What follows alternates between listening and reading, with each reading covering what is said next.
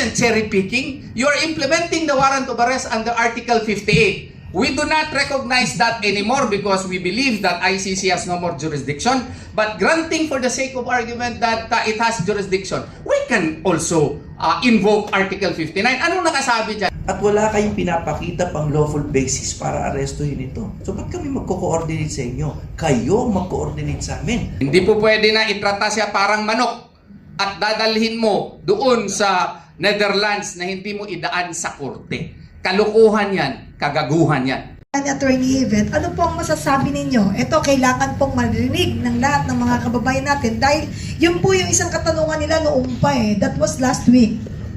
Ngayon natin tatanungin sa inyo, baka masagot nyo bilang kinatawan at saka tagapamagitan at kayo po yung abogado ni Senator De La Rosa.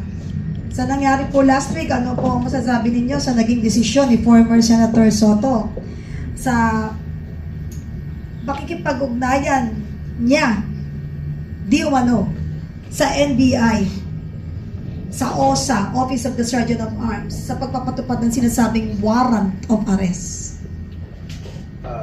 Pagdating po dyan, the reason why I want to limit my comments is obviously there's a very huge political struggle now within the Senate. At gusto kong bigyan ng konting halaga yung pagpapaliwanag ni former SP Soto na dahil wala naman siyang kaalam-alam na dadating si Pato, parang ang sinabi niya lang ay, sige, coordinate nyo lang sa OSA. Bigyan ko po natin ng kahit mga 50% na tiwala muna, no? But on the other hand, the other 50 should be reserved for our vigilance, no? That vigilance is to prevent further cooperation by any of the senators with law enforcers who have no right to arrest General Bato. And that said, also, we are very happy for now that the Senate presidency has changed because we stand with Alan Cayetano. I think that has to be said. We cannot leave him out to dry, no? Kasi si SP Cayetano is not being partisan. I want that clear. I think he is preserving the integrity and the sanctity of the Senate. I don't think it's for Bato. I don't think they've seen eye to eye on all stages of our recent political history, no? Pero ang para sa kanya talaga, bahay namin to, we are one of the 3 branches, at wala kayong pinapakita pang lawful basis para arestuhin ito. So ba't kami magko-coordinate sa inyo? Kayo mag-coordinate sa amin pag meron kayong i-enforce out of respect. At kami, susuriin namin kung pwede nang arestuhin si Pato. Sinabi rin po ni Senator Cayetano, pasensya na humaba ng konti, sinabi ni Senator Cayetano, iba naman yan kung local warrant yan. Kung local warrant yan, we would have treated it like they did with Enrile, De Lima, Trillanes. Pero hindi nga local yung warrant. So I think we should support Alan Cayetano in unison kung ano man ang kulay ninyo because he's preserving the integrity of the Senate. Thank you, Attorney. Yung reservation that hindi niya pwedeng sabihin lahat sa atin, we need to respect. Kasi it's for us, Filipino, na ma-intact din naman po yung mga dapat hindi mo na ibuga. And now, ibalik ko naman po yung tanong ulit kay Attorney Terion. Medyo nabitin po ang ating mga kababayan. May mga pumapasok din pong mga comment at mga question. No, Attorney Terion, kung supina lang talaga yon, bakit hindi agad malinaw ang paliwanag ng gobyerno mula sa simula? Yes, kung yun pala ang purpose, di sinabi kaagad nila. Pero yun nga, I doubt kung sampina nga ba yun. Kasi babalik na naman ako doon sa aking answer. Kung sampina yun ng CIDG, why would NBI serve it in the morning of May 11 of 2026? No? So, palusot na lang yun sa tingin ko. No? So, that is, in my humble view, parang naghahanap na lang siguro ng paraan para at least ma-justify. Kung sa amin yan sa mga Bisaya, palusot na lang to. No? That's my opinion on the matter. Kasi nakakatawa na merong, merong sampina ang CIDG. Ngayon ba ang NBI adjunct office na ng CIDG? The way I see it, iba sila na agency. And CIDG has its own personnel and NBI also has its own personnel, and it would be the height of hypocrisy, no? To the point of being untruthful na siguro na i-claim na CIDG subpoena ngayon. And by the way, yung CIDG subpoena, nirecall nila ha. And actually, we can use that also. We can use that by arguing likewise that the Philippines now is exercising jurisdiction over the AJK cases. So that can be one of the reasons that can be used by our lawyers if we will hire na a lawyer in the ICC to oust the jurisdiction of the ICC or to question the processes being made by the by Philippine authorities. Kasi nga in the morning of May 11 of 2026, there was yet no confirmation on the part of the ICC. There was yet no unsealing of the ICC warrant of arrest. And procedurally, even if hindi na tayo miyembro, hindi na tayo bound under Part 9 of the Rome Statute. Pero granting for the sake of argument, hindi nila na-follow at that time yung procedural mechanisms before one can implement a warrant of arrest by the ICC. So to claim na subpoena yun, to my mind, and with utmost due respect, is baloney.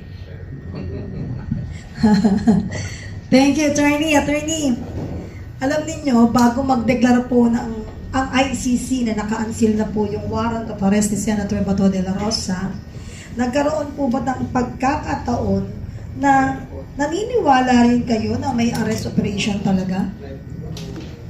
Yung May 11 incident, klaro talaga yun kasi may mga binugbog pa nga yung tao ng Senado eh. Sila ang pumasok doon, hindi nakipag-coordinate, tapos binugbog pa nila yung Senate employee. And at that time, the warrant of arrest by the ICC was not yet unsealed and they did not follow the strict procedure under Articles 89, 91, 59 of the Rome Statute. That is granting for the sake of argument that we are still a member of the Rome Statute. Hindi na nga tayo miyembro eh. Kaya nga ang aming sinasabi dito, mali talaga yung ginawa ng ating mga taga-NBI. Ma'am Benny, if I Yes, may, no? please do. Bago pa nung bugbugan na totoo po na sinight ni Atty. Torion, bakit naman po tayo magdududa pa na may attempt to arrest? Pagbaba nga po ng kotse ni Bato, sinubukan nga siyang i-arrest, hinabol siya sa hagdan. So I do not know why a narrative like that would prosper na hindi nila ina-attempt mag-arrest. Sinubukan na nga at in-announce pa nila, no? Pagbaba pa lang ng kotse. Kahit hindi na natin pag-usapan yung bugbugan, which is again a clear indication of their intent to arrest. Sinabi na nila na arestuhin nila si Bato. Wala na pong bawian. Tapos ito ma'am i-review natin yung kasi hindi na tayo parte ng Rome Statute. At klaro yan sa Pangilinan versus Cayetano na wala pang surrender mechanism tayo dito, no? And even in the the crafting of Republic Act 9851 noong February 20, 2009, kunin nyo yung transcript of stenographic notes, yung minutes ng deliberations between Senator Ligarda and Senator Gordon. Ang sabi ni Senator Gordon noon, in order to implement the surrender mechanism under Section 17, no? Section 17 of Republic Act 9851 is not enough. There has to be a statute that would precisely define the procedural mechanism as to how to effectuate surrender. So even the intention of the senators when they crafted the 9851, no, would really prove na in the deliberations it really came out, no? Deliberation mahaba yun eh.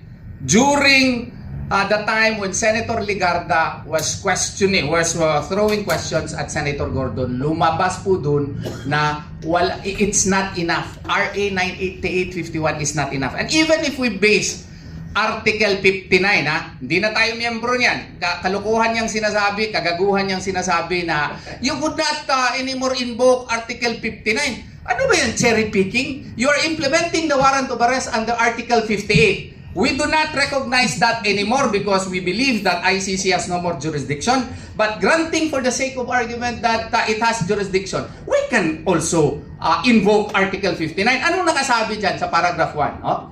A state party which has received a request for provisional arrest or for arrest and surrender shall immediately take steps to arrest the person in question in accordance with its laws. In accordance with whose laws? Philippines. Anong sa Philippines ito? In accordance with its laws and the provisions of Part 9. It has to be reconciled. Ang ibig sabihin niya, anong nakasaad sa atin? Article 3, Section 2, and the Bill of Rights. Only a Filipino judge can issue a warrant of arrest. Since you do not have a surrender procedural mechanism, then we argue, wala yan. Kaya nga, pwede ba? Sabi namin, i-apply na lang natin by analogy yung extradition rules. Kasi meron tayong extradition rules. Dalawa lang yan surrender or extradition. Yung surrender, walang procedural mechanism. Nandun yan sa minutes of the interpellation of Senator Ligarda with Senator Gordon when RA 9851. So, since wala tayong law as to how to implement surrender, sabi namin, why don't we apply by analogy yung extradition? Ayaw din ng Solicitor General. Huwag mo i-implement yan dito. If you want to implement that, then you follow our procedure. Because our procedure is stated in the rules of criminal procedure. Huwag nyo kami sisihin. Bakit mataas yan na procedure? Hindi kayo nagpasa ng batas to implement that as lawyers, ako at saka si Attorney Jimmy Bondo, we have to, argue because that is the proper thing to do. Just because you are charging Senator Bato with a grave crime, you cannot treat him as guilty right away and to shortcut the proceedings. You cannot do that because when it involves deprivation of liberty in the Philippine jurisdiction, in accordance with our laws, according to Article 59, Section 1, it has to pass through a Philippine judge. So yun ang aming argumento dyan. Hindi po pwede na itrata siya parang manok at dadalhin mo doon sa Netherlands na hindi mo idaan sa korte. Kalukuhan yan, kagaguhan yan. Galing.